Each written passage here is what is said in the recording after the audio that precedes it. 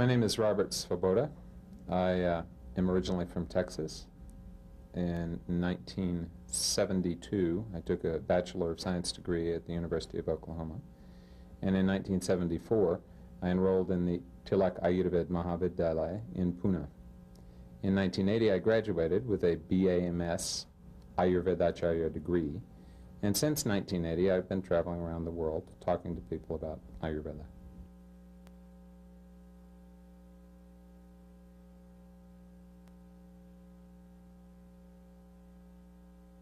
I think I would have to describe it in two different ways. The first is the traditional way that it's described by Charakacharya, the Ayurveda's most eminent author. Hitahitam sukham dukham ayustasya hitahitam manancha tatcha yatroktam ayurveda suvichete. So hita in Sanskrit means that which is beneficial. So Charaka is looking for that which is beneficial and not beneficial, for understanding what is good and what is not good, for health and ill health in an individual, for happiness and unhappiness, happiness being the health of the mind, and for understanding the nature of the lifespan and of the span of diseases and conditions that occur in the body. That's basically what Ayurveda is. Everything that has to do with life in an embodied being, not only human beings, but also animals. There's elephant Ayurveda, there's horse Ayurveda.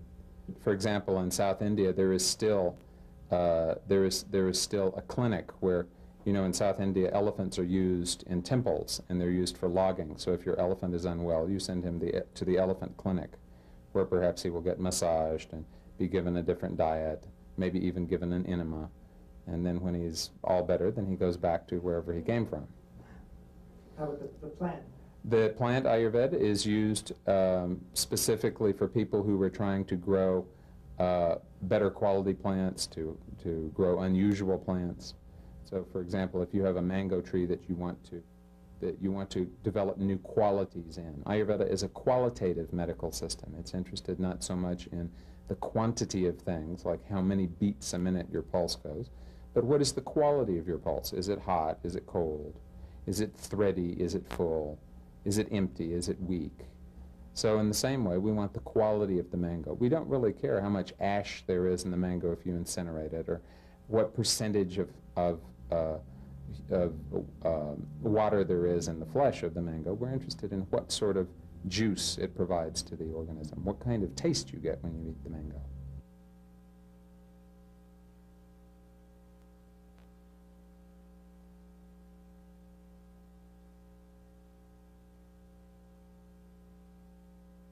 Well, I think the first tip would be to go to someone who has been well trained. There basically are two ways to be well trained in Ayurveda. One is to have a teacher with whom you have apprenticed for a number of years. Learning Ayurveda for a weekend or a month or two is not sufficient to gain enough knowledge of a system that is as complex as this one is to be able to use it properly. So someone preferably who has been trained and has a degree from an institution of higher education in Ayurveda in India or Bangladesh or Sri Lanka or Mauritius, the countries where Ayurveda currently is taught, or someone who has licensed in another healing modality who has studied an extensive period of time in Ayurveda. The second thing you'd want to make sure of is what sort of herbs the individual is offering you, because India is like anywhere else. You can get herbs that are of good quality. You can get herbs that have been contaminated with bacteria or with heavy metals and things like that. So you want some sort of guarantee that the herbs at least have been examined when they've been imported, so that their quality is of some value. And then you want to make sure that not only is the person well trained and not only are the herbs good, but that the herbs that you personally get are ones that you will be able to interact with well. Just because something is theoretically good, just because ginseng is good, or ginkgo is good, or in the context of Ayurvedic herbs, triphala is good, or ashwagandha is good, doesn't mean that it will be good for you. Yeah. So you need to go to someone who is aware of the kind of things that are good for you as an individual, and to make sure that you get the right thing in the right amount in order to make you get back into balance, which is what Ayurveda is all about. Ayurveda is basically, it's almost kind of like a meta medical system, like you have paradigms and meta paradigms. Ayurveda is a meta medical system in the sense that it teaches you what to do, when, and how. So everything by definition of Charak, this ancient Ayurvedic writer, everything in the world can be used as a medicine. Thought can be used as medicine. Flowers can be used as medicine. Television can be used as medicine. Or it can be food, or it can be poison. Unfortunately, a lot of the television we see nowadays is poison. It's making people much more imbalanced than it is making balance. But it could be used for in quite a different way and to produce quite different effects if it was engineered in the right way. So in Ayurveda, we're very much interested in understanding the individual and knowing, is Rolfing good for this person now, or should we be giving them nice, calm, soothing massage? Is it time for this person to purify, or should they be rebuilding so that their system is strong enough so, in fact, that when they do purify, they won't become further imbalanced?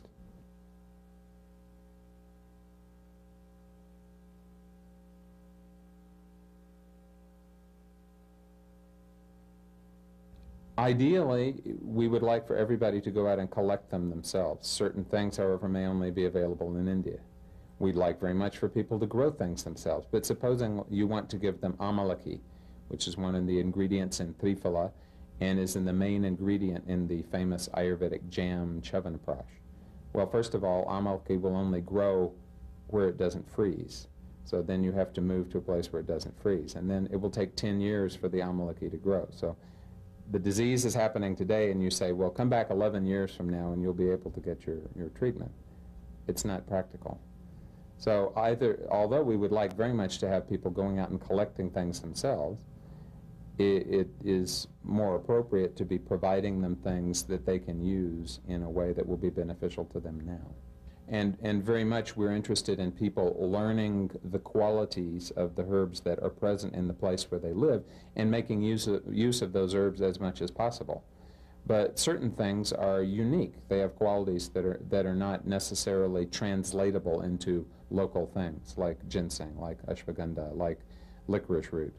Those are things that have been in Chinese medicine, in Ayurvedic medicine, in Western herbalism. The value of licorice has been acknowledged for many hundreds of years, but that doesn't mean that licorice will grow everywhere. It does mean, though, that for certain conditions, it may be the right thing to use. But certainly, we believe that it is very beneficial to have people using herbs that grow in the place where they come from and that grow in the kind of climate that they live in. But in order to use them properly, they need to be able to examine, to evaluate the herb according to the rasa, its taste, the virya, its energy, the vipak, its post-digestive effect, and the prabhava, the special quality that it has. So if you look in Western herbology, most of the herbs are classified according to prabhava. So Pipsissewa, for example, Uva ursi, we know that it acts as a diuretic, but is it a hot diuretic or is it a cool diuretic? Does it have an extreme drying effect on the body or just a mild drying effect? So unless we know these other qualities, it's not to our benefit to try to use it in an Ayurvedic way, because to use it Ayurvedically, it's not enough just to use a bottle of pills that you've obtained from India. You have to know what sort of pill should be given to the person when, in which way, in order to get the result.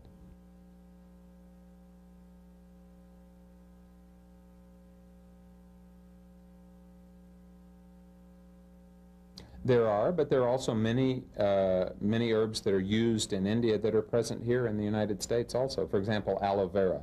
Probably 70,000 acres of aloe vera growing down in my home state of Texas.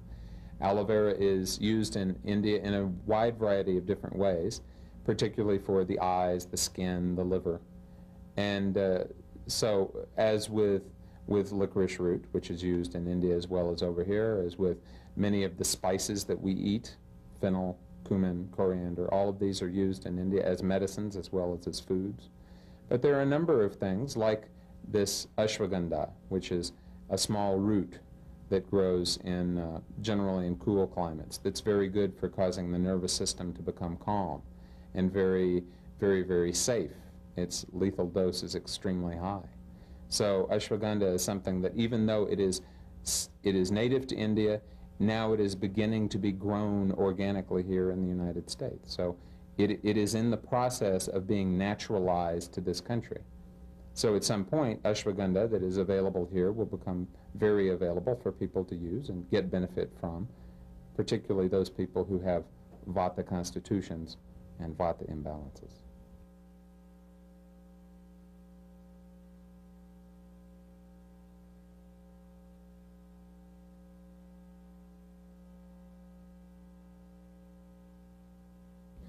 Well, I think they're both very similar in the sense that we prefer to use whole or extracted herbs instead of active principles. You know, the pharmaceutical companies look for active principles, things they can extract individually out of the thing and use out of the context that nature put it in. But we believe that nature put it into that context for a good reason.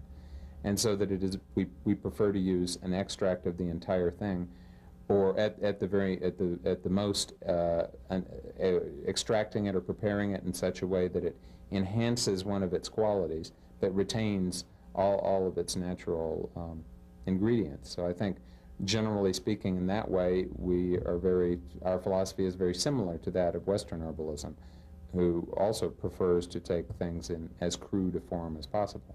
Sometimes we don't use it in as that crude a form. We like to ferment them into medicinal wines and boil them into medicated oils, because those methods are more effective for getting them into the body and getting them extended into the deepest part of the tissues, whereas something that is just a crude powder may not be assimilated all that well.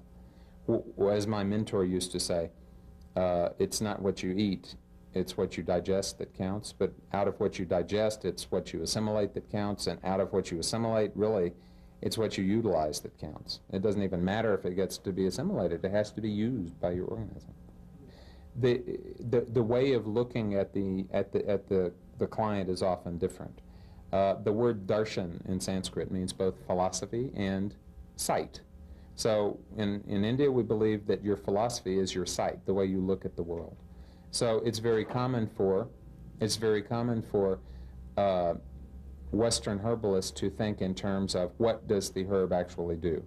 Is it a diuretic? Is it a thing that promotes, is it a tonic? Is it a thing that promotes enhanced nutrition to the cells of the body? And we like to think about those actions too, but we also think about them in the context of the rasa, the taste, the virya, the energy, and the vipak, the post-digestive effect. So even though there are things that are laxatives, we like to classify them according to whether they are sweet laxatives, sour laxatives, bitter, pungent, astringent, or salty laxatives. So we can have laxatives of all different 6 tastes.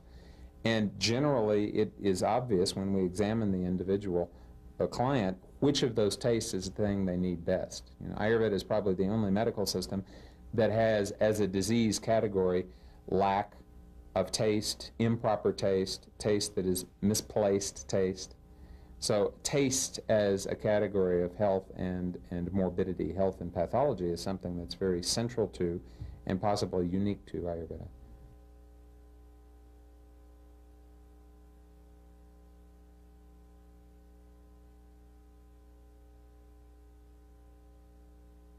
In almost any way that you can get it into your system. So as powder, as expressed juice, as a pulvis, a pulverized kind of paste, as a decoction, a cold infusion, a hot infusion, medicated oil, medicated wine, combined with other herbs into pills, combined with metals into composite medicines, applied to the skin, applied to the nose as enema, into the ears and the eyes, all different orifices, all different forms, applied to the body in every way you can think of. Sometimes used, but offered into the sacred fire, and the ash is used in a potentiated form. Sometimes used with the help of a mantra that you apply to the herb and then administer to someone. Sometimes used radionically. You take the herb here, apply some mantras to it, and send its effect to somebody at a distance. So we accept everything. Our philosophy is everything is possible as a medicine. We can do everything that we want to, but it has to be appropriate, judicious, in the context of the person that we're trying to deal with. All sorts of different types of minerals, all sorts of different types of animal preparations, and of course things that are not really physical. Aromatherapy, emotional therapy, visualization, yantras, forms of deities, anything that you can think of, we make use of. You mentioned crystals before, and that was... Yes, so we use crystals both in the form of, for example, sometimes some people take crystals and put them in alcohol and succuss them daily and keep them there for 2 weeks or 4 weeks, and then use that alcohol as a sort of a homeopathic ode to crystal, essence of the crystal. Sometimes we use the crystals, we wear them, like use gemstones, wear the gemstone in order to get the effect of the vibration and the ray of the gemstone. Sometimes we use those crystals, we worship those crystals, and then, for example, we might take the crystal and bathe it in milk or water or honey water or something else, and then with the help of mantras, and then consume that water that the thing has been bathed with and get the result that way.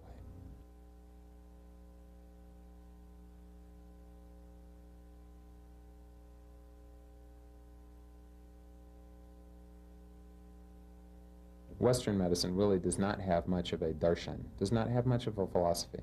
It has the philosophy of everything that doesn't belong in the system we should remove, which we agree with.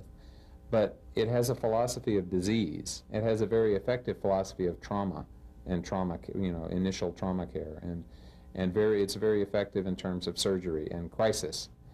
But we would like to think that life doesn't have to be a continuous crisis. And we don't really see in Western medicine a philosophy of health. We do see wellness and well-being as in the absence of disease, but this idea of exactly what does health mean, and how can you develop a momentum for health?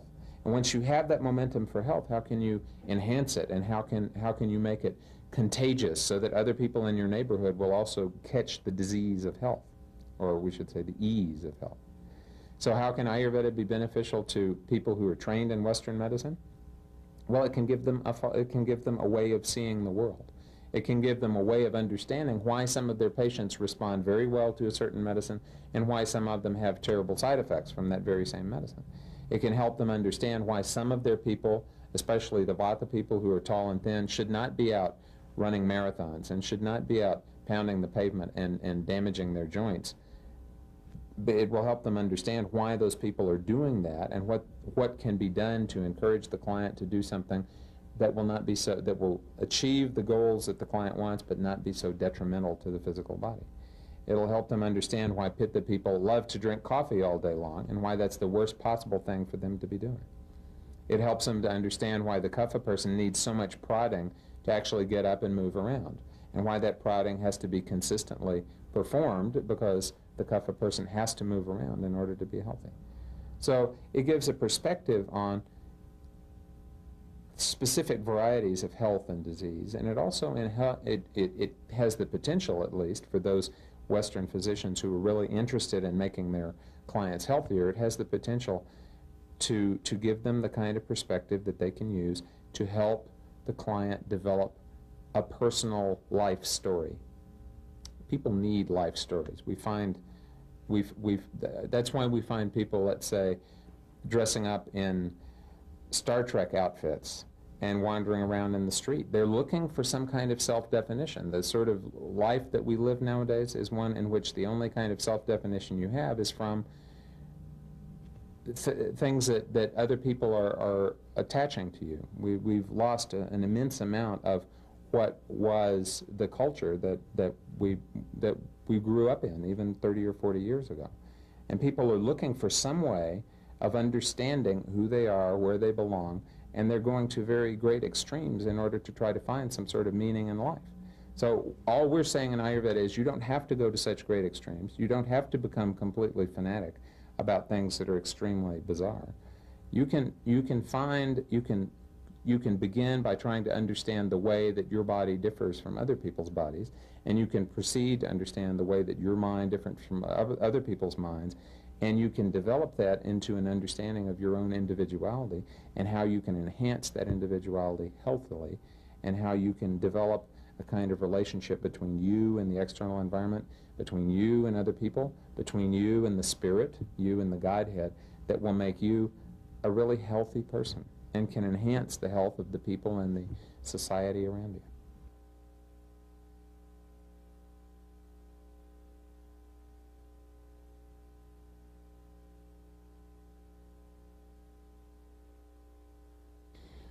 It's not entirely clear to me. I do remember that in 1974, February, I had just met Dr. Lad in Pune. I had to come back to the USA to get a visa to study. And my parents were living in Chicago at the time. And so I thought, well, I'll go down to the American Medical Association. I'm sure they will have a lot of information about Ayurveda that they can tell me. And I went in and I said, what can you tell me about Ayurveda, the ancient medical system of India? And they said, well, the guy said, I'll ask. And he was gone for 15 or 20 minutes. And he came back and said, you know, nobody knows anything about that here. We think it's some kind of tribal medicine, but we're not really sure. I said, thank you very much for your time. Goodbye. That was 1974. I have reason to believe that probably there are more people in the AMA and more people in the FDA who are aware of Ayurveda now. But I think it's probably still true that they believe it's some sort of tribal medicine, or some sort of Indian rope trick, or some sort of wool that is going to be pulled over the eyes of the gullible public. So the FDA, I think, at this stage is still very much functioning in a very mechanistic kind of paradigm, a paradigm of, because of the way science has developed over the past 50 or 100 years, is we need to think in terms of LD50s, and we need to think in terms of active principles, and we need to think in terms of controlled double-blind studies. So without understanding, you know, the extent to which the placebo effect and its opposite work in terms of health and disease. So in Ayurveda, we're interested mainly in people becoming healthy. I in fact, do have quite a lot of contact with MDs and experience a wide variety of different responses from them in terms of complementary medicine. Most of the ones who talk to me are ones who are interested in complementary medicine. And most of the ones who, fortunately, I and my family have connection with, who are not interested or don't have an already established interest in complementary medicine, are already open-minded about it. Because they're looking, they realize that they can't do everything they would like to for their patients. And I'm convinced that most MDs are like most other healthcare professionals. They really want to do something to help the people who come to them get well. But I think that they're still, from what I hear, they're still in the establishment of medicine, in the organization of how medicine is taught, the people who are in charge in the hospitals and the medical schools and so on. There is still a very, there still seems to be a very, a great sort of resistance to anything that smacks of quackism. There is a doctor of Chinese origin who recently has put up quite a lot of money of his own in Vancouver, British Columbia, to develop, in the context of Vancouver Hospital, which is Vancouver General, which is the biggest hospital in Vancouver, an institute in which Chinese medicine and Ayurveda and native medicine, the natives in British Columbia, and all sorts of other different modalities can be used. And there are a number of physicians who are interested in this. I go to Vancouver frequently, which is why I know this. But there is also a sizable chunk who are very vocally opposed to it, who believe that it's something that's completely, that only mechanistic medicine is valid and everything else is completely hoodoo, voodoo, and mumbo-jumbo. So there's still a way to go. What would be some examples of some herbal remedies? Say 2 or 3. I suppose that if we had to come up with the quintessential Ayurvedic remedy, it would have to be, if we discounted water, for example, It would have to be triphala. Triphala, tri means three, and phala means fruit. So triphala means the three fruits. And these are three fruits that basically are found in the jungle. Even today, only one of them is really cultivated to a great extent. And these three fruits are ground down and usually used in the form of a powder. And they're sort of like Ayurveda's panacea. You can wash your hair with it, your body, nose drops, ear drops, eye drops, gargle with it, brush your teeth with it. Good if you need to for therapeutic vomiting, laxation, enemas, anything that you can do with any other herb you can do with triphala. It helps to cleanse the body of toxins that don't belong there. It helps to rejuvenate whatever surfaces it touches, and it's very mild. No one ever reacts to triphala as in and out of triphala. Sometimes what will happen is if a person is very imbalanced, the triphala will cause them maybe a temporary skin rash or something. But as soon as that initial purification experience is over, triphala and the individual develop a very healthy relationship together. Another very interesting herb is shatavari, which is the root of a type of asparagus plant. Not the asparagus that we eat, but its cousin. And shatavari is very useful for adding juice to the system. So pregnant women who are nursing, who need to have more milk, shatavari is very good for. People who have become very dried on the inside, who need to have more juice in their lives, shatavari is very useful for. Neem is another very popular herb. Neem became very popular in the USA last year when people found out what a good insecticide it was. But it's also useful for internal and external purposes. Externally in the form of medicated oil, especially for itches and chronic skin diseases, and internally for the liver and the spleen and for calming down pitta, the heat in the system. We use probably all of the spices that appear on your spice rack in Ayurvedic ways. Turmeric, for example, is a good blood purifier. Cumin seed is very good for improving the digestive power in the digestive tract. Coriander is very good for calming down pitta, especially for purifying the kidneys. We have cardamom, which is very useful for the lungs and for coughs and colds and things like that, and also for encouraging the agni, the digestive fire, to become strong.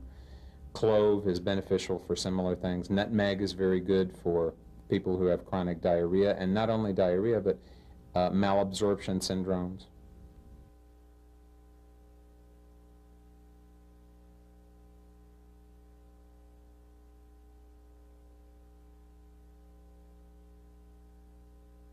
Well, what I see happening right now is that Ayurveda is becoming a fad. This is the American way, you see. Make a thing a fad, commercialize it, extract everything you can from it, and then drop it and find the next fad. So there's very much a fad going on in Ayurveda. People learn the three words Vata, Pitta, and Kapha. They attend a weekend seminar. Suddenly they're experts. They're writing books. They're giving interviews. They're advising people what to do. So this is what I see happening here. But what I would like to see is, you see, we like to think of Ayurveda as an actual living being. Just like Ayurveda treats living beings, we like to think of the knowledge of Ayurveda also as a living being. So we like to think of it as having spread some of its seeds over here. So we'd like to see these seeds developing not like weeds, but developing into trees. So people actually take on this darshan, this philosophy, this way of looking at life, and really start to use it in their own life, and really start to use it in the lives of the people around them, and then really start to experiment with some of their own herbs and with our Indian herbs, and really try to start to see exactly how can we use these things to develop a better awareness of what's going on with us, and a better awareness of what's going on with other people. There's an ancient Ayurvedic principle that says upeksha eva bheshaja, that sometimes the best medicine is masterly inactivity. So one precaution is the same precaution that you should have when you go to any other kind of therapist, that the therapist should not be over-treating you, should not be throwing pills or setting up a schedule of, okay, we'll do 20 massages and 30 colonics over the next period of time. So definitely you don't want to be made a project of by your therapist, no matter what kind of letters appear after his or her name. So what you're interested in is, if at all possible, the minimum amount of intervention with the system, because the nature of life is that everything that you take into yourself, whether it's with your mouth or your eyes or your ears or wherever, these things all act as stresses. They may be good, they may be bad, but your system has to adapt to them. So the less you have to adapt, the better it is, the better you become able to adapt. If you're always having to take handfuls of pills and things, your system is going to become, at the very least, dependent on the pills. It's never going to be able to find out where inside itself is that vitality that it requires in order to be really healthy.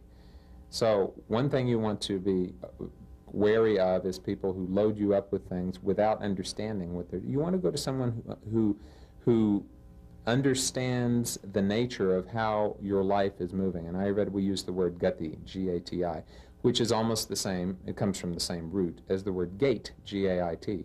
So you can have, like with horses, you have canter, you have gallops, they are all examples of gaits. So you want to understand the gait of the individual. What speed are they moving through life at? Should they be moving slower? Should they be moving faster? Should they be stopping to smell the flowers? Should they stop smelling the flowers and start galloping, like the kapha person should?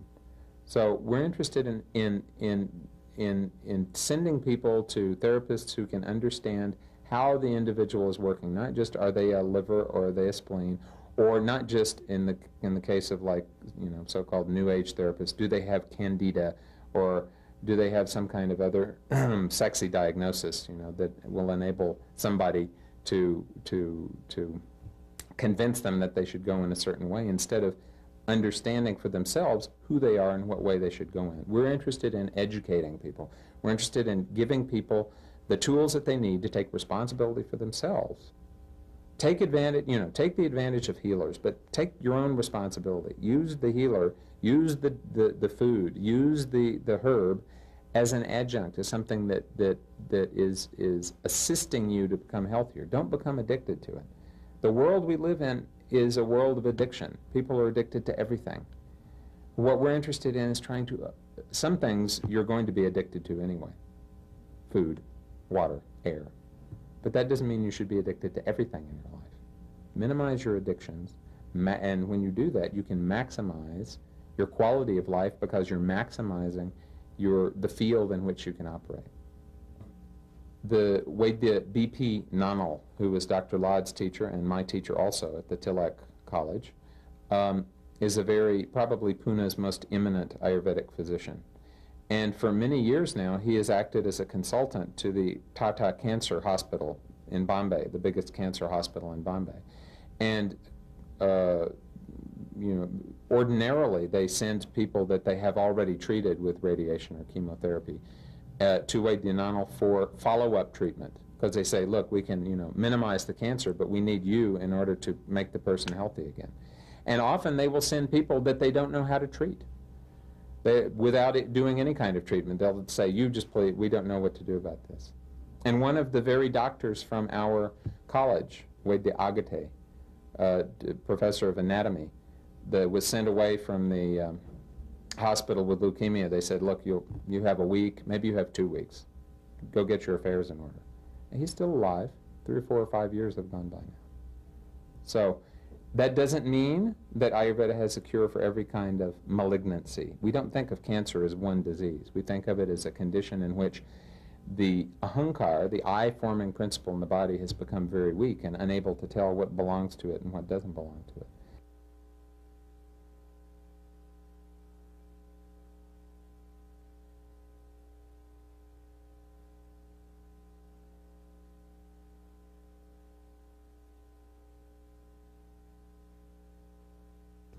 Well, if we take Rolfing, for example, which is a very intrusive, I don't know if you've ever been Rolfed, but it's quite an intrusive form of therapy. And that kind of intrusive therapy, we can, if we do nothing more than classify people according to body types, we can be sure that it will be good for the kapha type, because it will activate things, it will push them around. But it's something that will have to be used with caution, with care, in the Pitta or Vata type, because those individuals all already have an overstimulated. The Vata person is much more sensitive to pain than the other types are. The Pitta person is much more sensitive to inflammation than the other types are. So whether it's Rolfing or homeopathy or whatever it might be, if you're trying to purify someone, you always have to think of bala. In Ayurveda, we use the word bala for strength. You have to think about the strength of the patient versus the strength of the disease. If the imbalance in the individual is very strong, you have to be very, very cautious about purifying the person. You want to be much more, you want to emphasize much more strengthening the individual and attenuating the disease up to the point where the individual becomes stronger than the disease, then you can purify. So we don't want to necessarily try to stimulate a bunch of responses on the part of the body unless we're sure that the body is going to be in a position to digest those responses. Everything in Ayurveda is a matter of digestion. So what you take into yourself, what is done to you, are things that you have to digest. If you digest them well, they give you good effects. If you don't digest them well, even if it's the best possible stuff in the universe, it won't have any positive result on you. For a month or two is not sufficient to gain enough knowledge of a system that is as complex as this one is to be able to use it properly. So someone preferably who has been trained and has a degree from an institution of higher education in Ayurveda in India or Bangladesh or Sri Lanka or Mauritius, the countries where Ayurveda currently is taught, or someone who has licensed in another healing modality who has studied an extensive period of time in Ayurveda. The second thing you'd want to make sure of is what sort of herbs the individual is offering you, because India is like anywhere else. You can get herbs that are of good quality. You can get herbs that have been contaminated with bacteria or with heavy metals and things like that. So you want some sort of guarantee that the herbs, there is still a clinic where, you know, in South India, elephants are used in temples and they're used for logging. So if your elephant is unwell, you send him to the elephant clinic, where perhaps he will get massaged and be given a different diet, maybe even given an enema. And then when he's all better, then he goes back to wherever he came from. How about the plant? The plant Ayurveda is used specifically for people who are trying to grow better quality plants, to grow unusual plants. So, for example, if you have a mango tree that you want to develop new qualities in, Ayurveda is a qualitative medical system. It's interested not so much in the quantity of things, like how many beats a minute your pulse goes, but what is the quality of your pulse? Is it hot? Is it cold? Is it thready? Is it full? Is it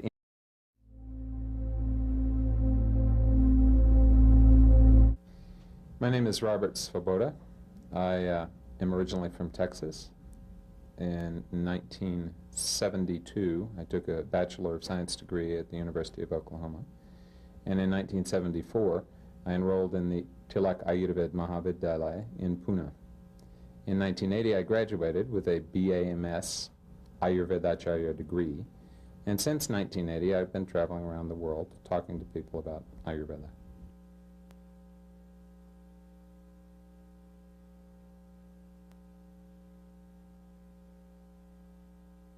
I think I would have to describe it in two different ways. The first is the traditional way that it's described by Charakacharya, the Ayurveda's most eminent author.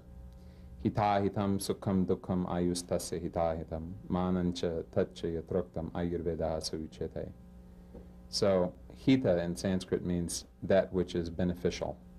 So Charaka is looking for that which is beneficial and not beneficial, for understanding what is good and what is not good, for health and ill health in an individual, for happiness and unhappiness, happiness being the health of the mind, and for understanding the nature of the lifespan and of the span of diseases and conditions that occur in the body.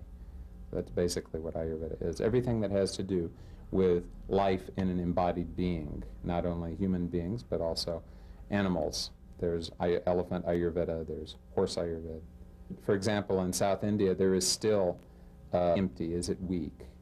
So in the same way, we want the quality of the mango. We don't really care how much ash there is in the mango if you incinerate it, or what percentage of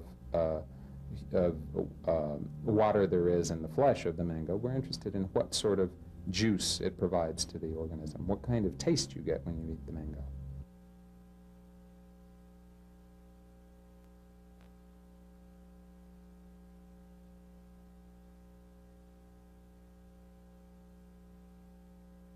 Well, I think the first tip would be to go to someone who has been well trained.